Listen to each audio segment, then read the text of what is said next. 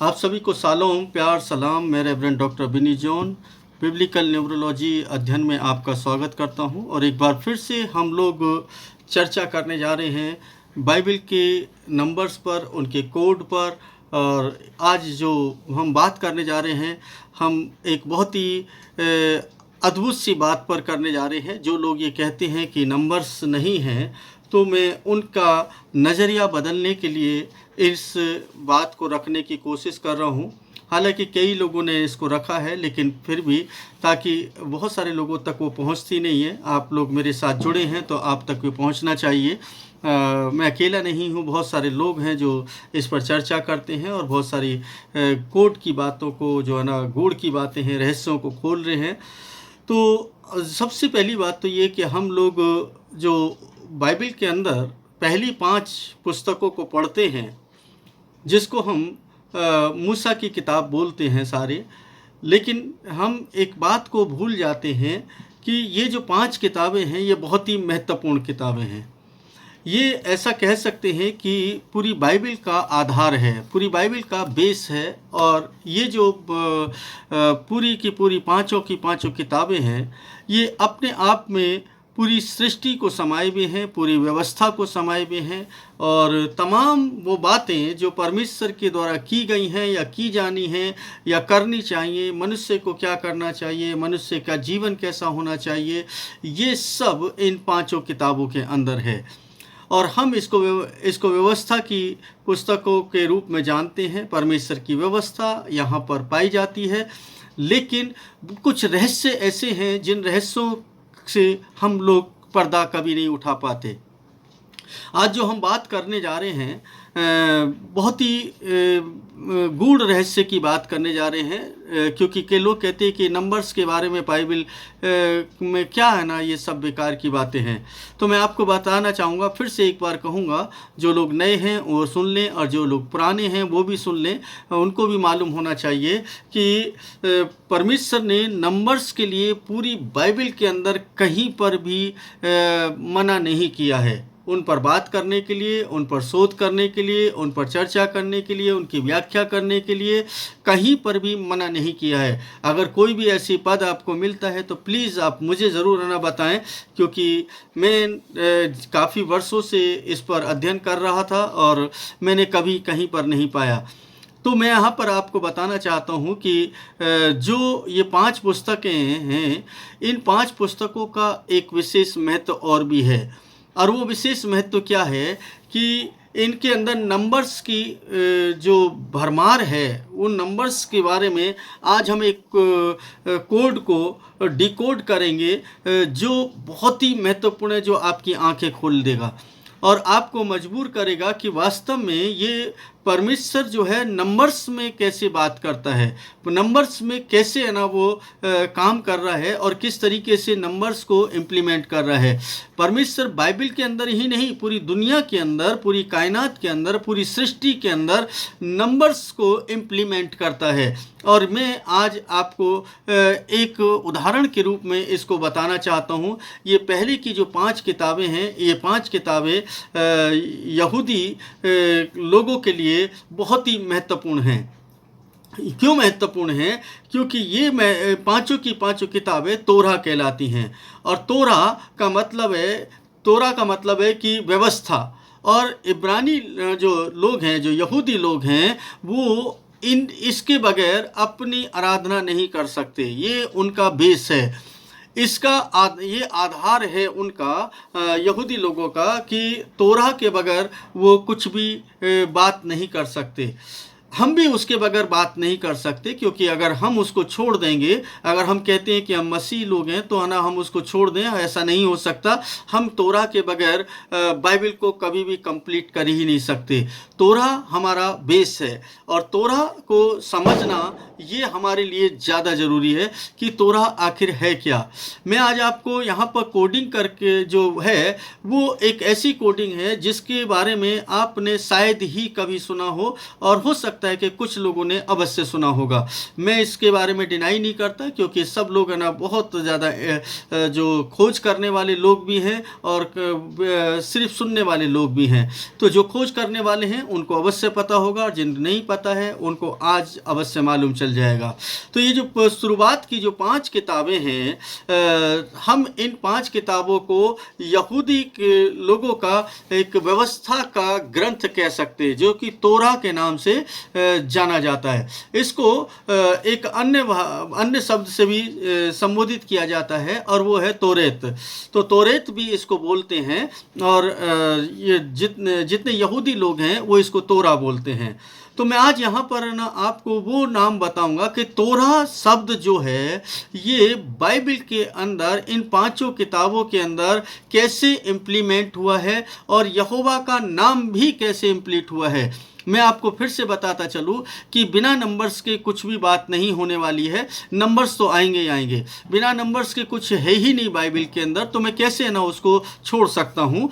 तो हम यहाँ पर जो बाइबल का सबसे पहला जो अक्षर है, उस अक्षर को बात करें तो उस अक्षर को अगर हम गंभीरता से देखें तो बहुत ही कुछ कहता है। ये अक्षर अपने आप में बहुत कुछ समाये हुए है। और ये जब हम हिंदी की बाइबल के अंदर पढ़ते हैं तो हिंदी की बाइबल के अंदर उसको हम बोलते हैं कि आदि में और या आरंभ में हम इस शब्द के साथ शुरू करते हैं, लेकिन हिब्रू में ऐसा नहीं है। हिब्रू में उसके लिए एक शब्द होता है बेरिसेट। बेरिसेट जो है ये हिब्रू भाषा का शब्द है। अब यहीं से एक गणना शुरू हो जाती है, यहीं से अंकों की पुनरावृत्ति शुरू होगी, और एक ऐसा यूनिक नंबर जो यहाँ पर बाइबल में इम्प्लीमेंट हुआ है, उसको अगर आप देखेंगे तो कहेंगे कि ये तो बिल्कुल बड़ी अद्भुत सी बात लग रही है। हम यहाँ पर देखते हैं जो बेरिसेट का जो आखिरी अक्षर है ताओ, यहाँ से शुरुआत होगी, क्योंकि आरंभ में हम है ना इसको हिंदी में ही बात करें तो ज़्यादा अच्छा है। आरंभ में जब हम बोलेंगे तो उसके बाद शुरू होना है, जो कुछ होगा उसी के बाद शुरू होगा ना, आरंभ में यानी कि आदि में, तो यहाँ से शुरू होता है। तो जो बेरिसेट का जो है ना आखिरी अक्षर है वो है ताओ। अब ताओ जो है ये यहाँ से एक कोड शुरू होता है बाइबल के अंदर, जहाँ पर तोरा लिखा हुआ है। अब वो तोरा कैसे लिखा हुआ है, जब हम बाइबल के इस पहले अक्षर के जो आखिरी लेटर को देखते हैं तोरा को, इसके बाद हम सीधा इसको 7 बार गुणा करें, 7 बार गुणा करें तो यहाँ पर नंबर 7 भी आता है, लेकिन मैं उस पर नहीं बात करूँगा। मैं डायरेक्टली बात करूँगा, और डायरेक्ट बात ये करूँगा हर एक 49 अक्षर के बाद, हर एक 49 अक्षर के बाद जो पहला जो शब्द है बेरिस्त के जो ताओ है, ताओ के बाद 49 अक्षर काउंट करेंगे, और 49 अक्षरों को काउंट करने के बाद जो अगला जो अक्षर आता है वो आता है वाव। और उसके बाद फिर से 49 अक्षरों को काउंट करते हैं, फिर 49 अक्षरों के बाद जो फिर 50वां जो अक्षर आता है वो आता है रेस, और उसके फिर 49 अक्षर के बाद फिर से हम काउंटिंग करेंगे अक्षरों की, तो उसके बाद आता है हे। और इन चारों जो अक्षर हैं, इन चारों अक्षरों को मिलाकर के एक शब्द बनता है तोरा। अब ये बहुत ही विचित्र बात लगेगी आपको, क्योंकि अब आगे की किताबों में जाएंगे तो आपको और भी खुलासा होता चला जाएगा। जब हम 5 किताबों की बात करेंगे तो 5 किताबों में किस तरीके से लिखा है और क्या है ना वो इंडिकेशन दे रहा है, इसको ये इत्तफाक नहीं है, ये इत्तफाक नहीं है बिल्कुल भी। आप इसको देखेंगे तो आपको समझ में आएगा। तो यहाँ पर शुरुआत में आप देखते हैं ये जो है तोरा है, तोरा मतलब व्यवस्था, और व्यवस्था जो है परमेश्वर के द्वारा दी गई है, और ये आरंभ से शुरू की गई।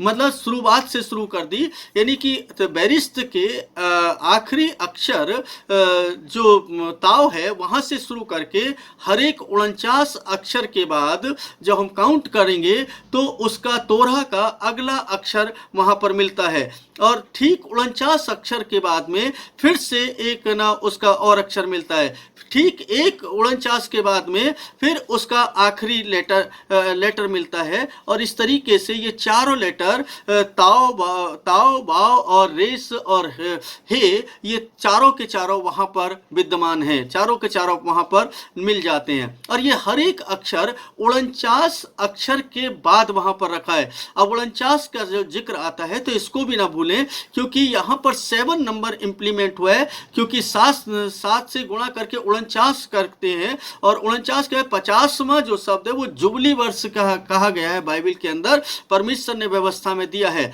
लेकिन वो टॉपिक नहीं है, हम यहाँ पर 49 पर ही आते हैं। इसके बाद हम चलते हैं अगली पुस्तक में, और अगली पुस्तक जो है वो निर्गमन की पुस्तक है।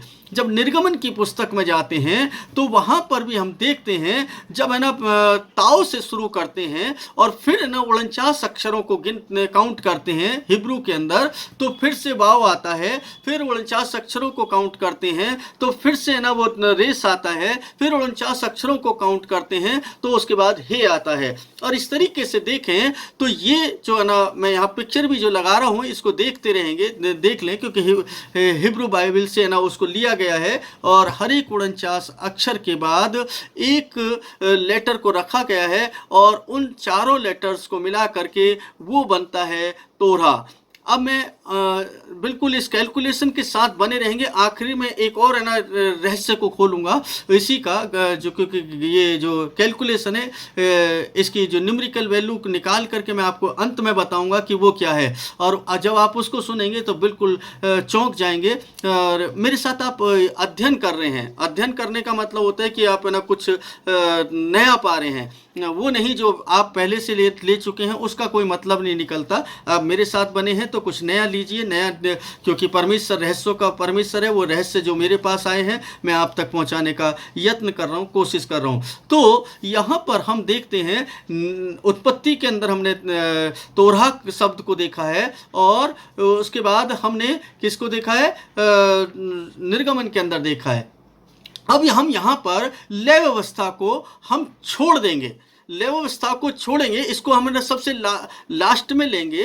अब हम आते हैं गिनती की पुस्तक के अंदर, और गिनती की पुस्तक के अंदर आते हैं तो गिनती की पुस्तक के अंदर भी ना ये तोरहा जो शब्द है, यहाँ पर जैसे कि मैं आपको बता दूं कि लेफ्ट से राइट को हिब्रू पढ़ी जाती है, लेकिन यहाँ पर हम इसको उल्टा देखेंगे, मतलब उल्टा लिखा है, और उसको उल्टा इस तरीके से देखते हैं। यहाँ पर तौरेत की जगह हौरेत लिखा है, हौरेत आया है, और हौरेत जो शब्द आया है यानी कि यहाँ पर उल्टा लिखा है। इस उल्टे का भी मतलब मैं लास्ट में ही बताऊंगा जब व्यवस्था की पुस्तक के बारे में बताऊंगा। तो यहाँ पर देखते हैं कि वहाँ पर हर एक जो पहला अक्षर आता है हे, उसके बाद रेस आता है, फिर ना वाव आता है, फिर आपका ताव आता है, और इस तरीके से इन 4 अक्षरों से जो मिलकर के बनता है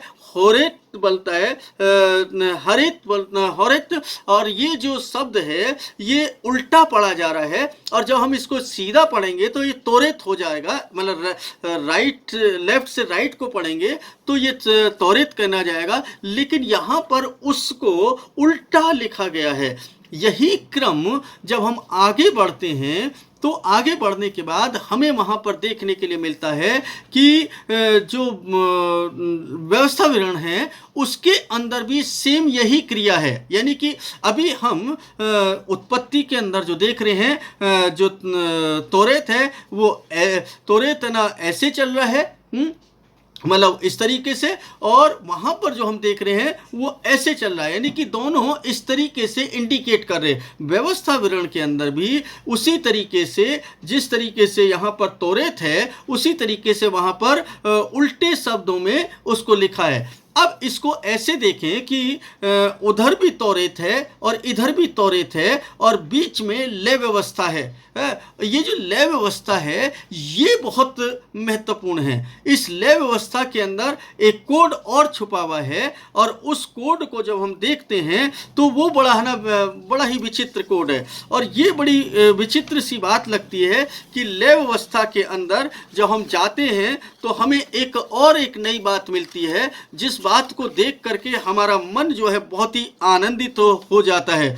और ये जो है ना लय व्यवस्था है ये तौरेत के बीच में है, मतलब तौरेत इधर भी तौरेत है इधर भी तौरेत है। अब मानो कि तौरेत जो है इस लय व्यवस्था को इस तरीके से इंडिकेट कर रही है हर एक 49 अक्षर के हर एक 49 लेटर के बाद में, अक्षर के बाद में।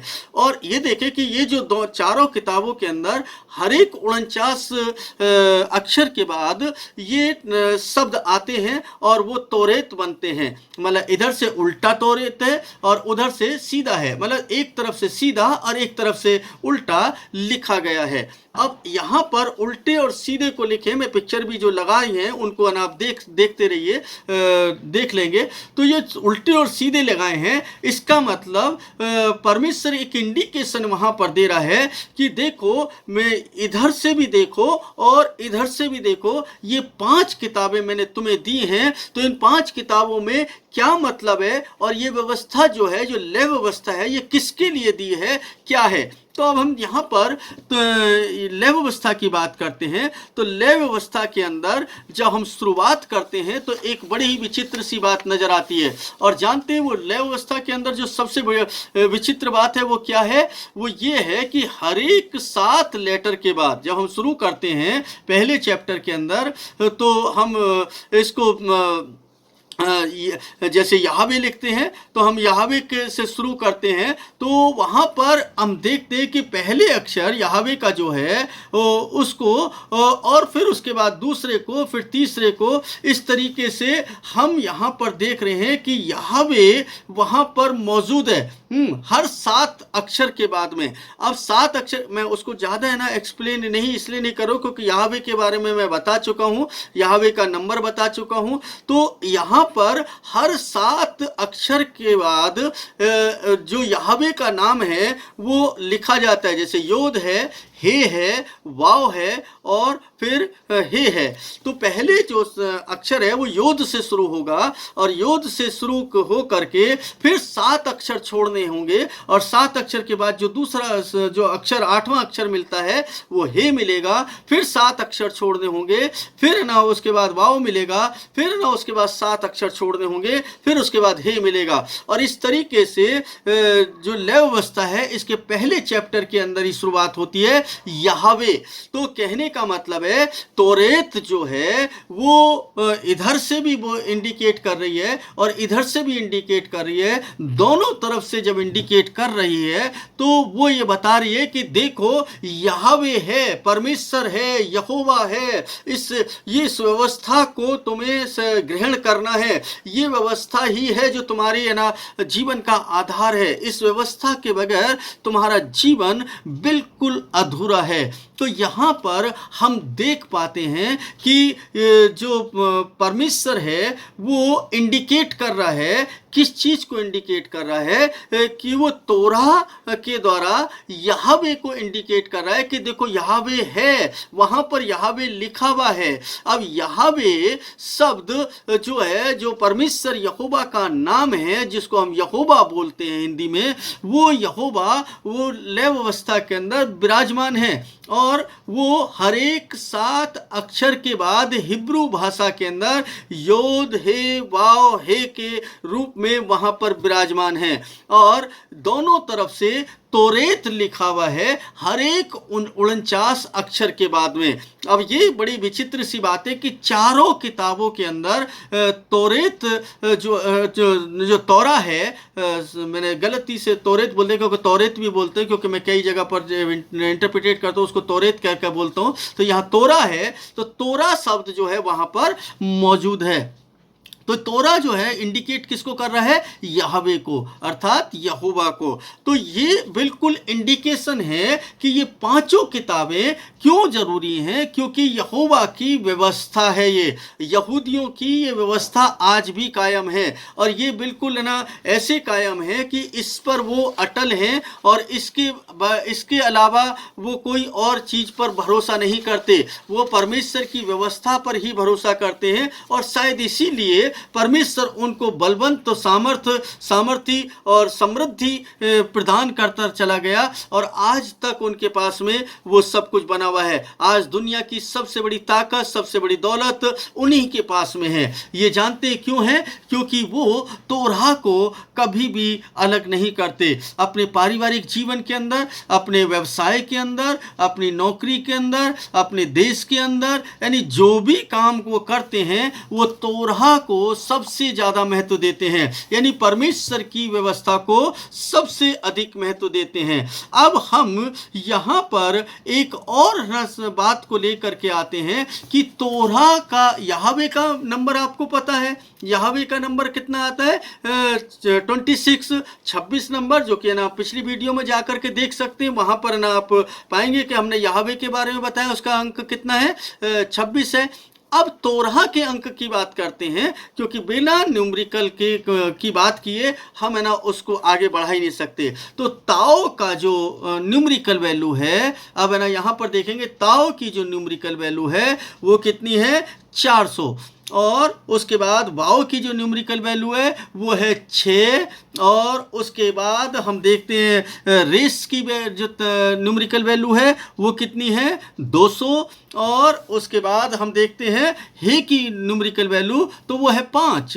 तो यहाँ पर हमने ताओ की न्यूमेरिकल वैल्यू को देखा जो कि 400 है, और हमने उसके बाद वाओ की न्यूमेरिकल वैल्यू को देखा जो कि 6 है। उसके बाद हमने रेस की न्यूमेरिकल वैल्यू को देखा जो 200 है। उसके बाद हमने हे की न्यूमेरिकल वैल्यू को देखा, ये 5 है।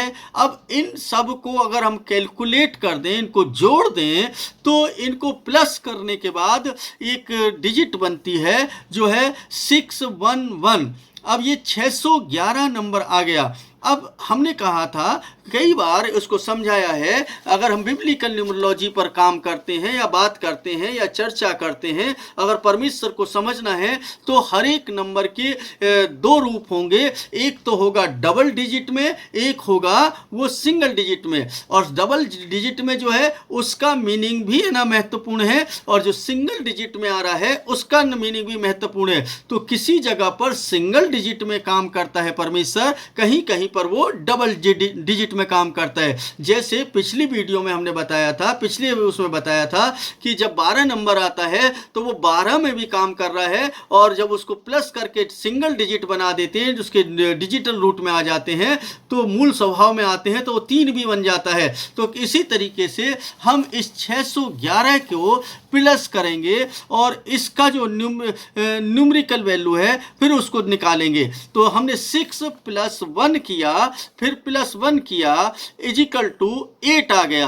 अब यहाँ पर 8 नंबर, अब देखें यहवे का भी नंबर जो है 2 + 6 8 नंबर है। अब ये से तोराह का भी नंबर क्या कितना है? वो 8 ही है। अब देखें कि ये एक नई शुरुआत जो है इस व्यवस्था पर चलने के बाद आपके जीवन में घटित हो सकती है, आपका जीवन परिवर्तित हो सकता है। ये जो नंबर इंडिकेट कर रहा है, यहाँ पर तोराह का नंबर जो 8 नंबर है, यहाँ पर हम देख रहे हैं कि यहवे का नंबर भी 8 है।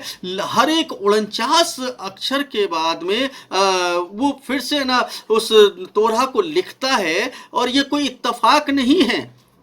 एक में इत्तेफाक हो सकता है, 2 में इत्तेफाक हो सकता है, लेकिन 4 किताबों में इत्तेफाक नहीं हो सकता, और वो भी इस तरीके से जो दोनों तरफ से इंडिकेट कर रहा हो। और जब बीच वाली किताब को देखते हैं, लय व्यवस्था को देखते हैं, तो वहां पर उसकी तरफ इंडिकेशन हो रहा है, और वहां पर जो एक नंबर जो नाम निकल करके आता है वो यहवे है, और वो हर 7 अक्षर के बाद ना जंप करके करके निकल करके आता है। योद हे वाव हे, यानी यहोवा वहाँ पर मौजूद है। इसका मतलब जो व्यवस्था के अधीन रहता है, जो व्यवस्था के साथ चल रहा है, वो व्यक्ति यहोवा के तरफ दृष्टि करेगा और दृष्टि करने के बाद परमेश्वर से तमाम सुख समृद्धि, अच्छा स्वास्थ्य और भला चंगा शरीर वो पा सकता है, क्योंकि परमेश्वर उसको ये सब कुछ दे सकता है। लेकिन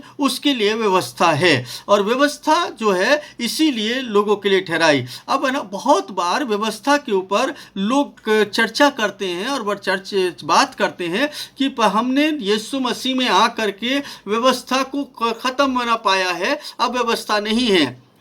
तो मैं उन लोगों के लिए एक बात बता दूं और बहुत ही क्लियरली इसको बताऊंगा, परमेश्वर की व्यवस्था कभी खत्म नहीं हुई है। उसने व्यवस्था का एक बिंदु खत्म किया है, और वो बिंदु क्या है? जब हम अपने पापों के लिए बलि चढ़ाते थे, मतलब हमारे पुरखा, हम नहीं, हम जो पुरखा लोग जो हैं, वो जो यहूदी लोग जो हैं, वो बलि चढ़ाते थे।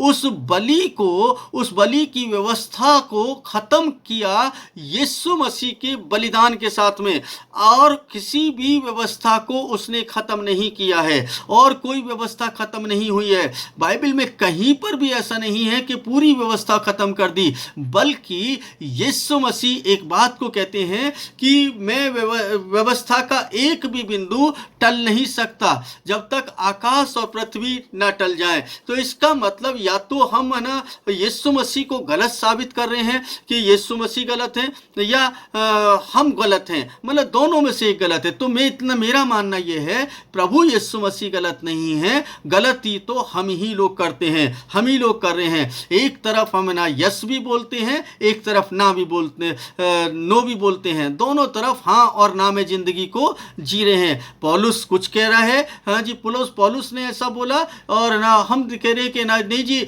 पतरस ने ऐसा बोला। लेकिन हम व्यवस्था को देखें तो ना तो पौलुस ने व्यवस्था को छोड़ा है, न ही पतरस ने व्यवस्था को छोड़ा है, न यूहन्ना ने व्यवस्था को छोड़ा है। वो सब व्यवस्था के अधीन रहे, व्यवस्था के साथ काम करते रहे। एक अलग किस्म की फ्रीडम है ना उनके पास आई कि विश्वास के द्वारा उनको नया जीवन मिला है, उनको पापों के लिए बलिदान चढ़ाने की जरूरत नहीं थी। अब है ना व्यवस्था पहले जैसी थी वैसी थी। झूठ बोलने के लिए जो है मना किया गया, तो झूठ है ना बोलने के लिए नए नियम में मना किया गया है, बुराई करने के लिए मना किया, बुराई करने के लिए, लालच करने के लिए मना किया गया व्यवस्था में, तो यहाँ पर भी वही है। तो व्यवस्था कहाँ खत्म हो रही है? व्यवस्था तो जू की तू है। बल्कि और मेरे हिसाब से जब मैं इस पर बात करूँ, चर्चा करूँ, तो ये तो और कठिन मुझे व्यवस्था लगने लगी है, क्योंकि पहली व्यवस्था से कहीं ज़्यादा कि हम अपने ना क्या करें, अपने विरोधियों से भी प्रेम करें, उनसे भी दोस्ती रखें,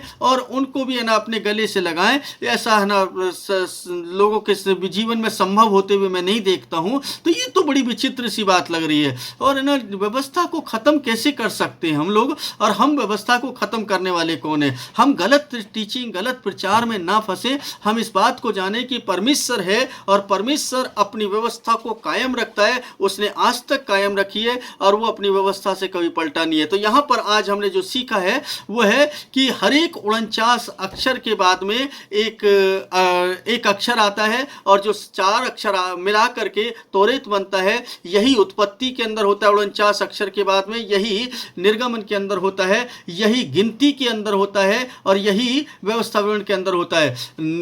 उत्पत्ति और निर्गमन में इधर को चलता है और उसमें इधर को चलता है, यानी कि दोनों तरफ से इंडिकेट करता है लय व्यवस्था को। और लय व्यवस्था कहती है कि यहाँ पर एक नाम है जिसकी तरफ हमें दृष्टि करनी है, वो यहोवा परमेश्वर का नाम है, अर्थात परमेश्वर जिसने सृष्टि को रचा है, हम उसके नाम को देखते हैं। फिर है ना तोरह का नंबर हमने देखा है, उसका नंबर भी कितना बनता है? 8 ही बनता है। उसका डिजिटल रूट जब निकालते हैं तो 8 बनता है। यहोवा का भी नंबर 8 है। और ये बड़ी विचित्र सी बात लग रही है कि परमेश्वर हर जगह पर ना उन नंबर्स को, न्यूमेरिकल वैल्यू को ना रखे हुए है, हम उसको समझ ही नहीं पाए। परमेश्वर है ना सब कुछ है ना बताना चाहता है, सब कुछ करना चाहता है, सब कुछ दिखा दिखाना चाहता है। आप है ना परमेश्वर में बने रहें और मुझे उम्मीद है कि आपको ये आज का जो वीडियो है बहुत ना आनंद प्रदान करेगा, आत्मिक उन्नति आपकी होगी। परमेश्वर भला है, परमेश्वर के साथ सदैव अपना जीवन को चलाने का यत्न करें और परमेश्वर में निरंतर आगे बढ़ते चले जाएं। अंत में ना यही कहूँगा कि चैनल को सब्सक्राइब कर लें, लाइक कर दें, कमेंट कर दें और दूसरे लोगों को शेयर कर दें। आप सबके घर परिवार में सुख और शांति बनी रहे, आपके परिवार के अंदर किसी बात की घटी ना हो, आपका जीवन शांति में हो, आनंद में हो और हर प्रकार से आप उन्नति को प्राप्त करें। यही मेरी शुभकामनाएं आप लोगों के साथ हैं। आप परमेश्वर में बने रहें, परमेश्वर आपको बहुतायत के साथ आशीष दे और परमेश्वर के साथ आपका जीवन और अधिक बढ़ने पाए और आपके परिवार में हर एक जन परमेश्वर को अच्छे से और भली भांति रूप से जान सके और परमेश्वर की आशीषों को प्राप्त कर सके। आप सभी को प्यार, सलाम, शालोम।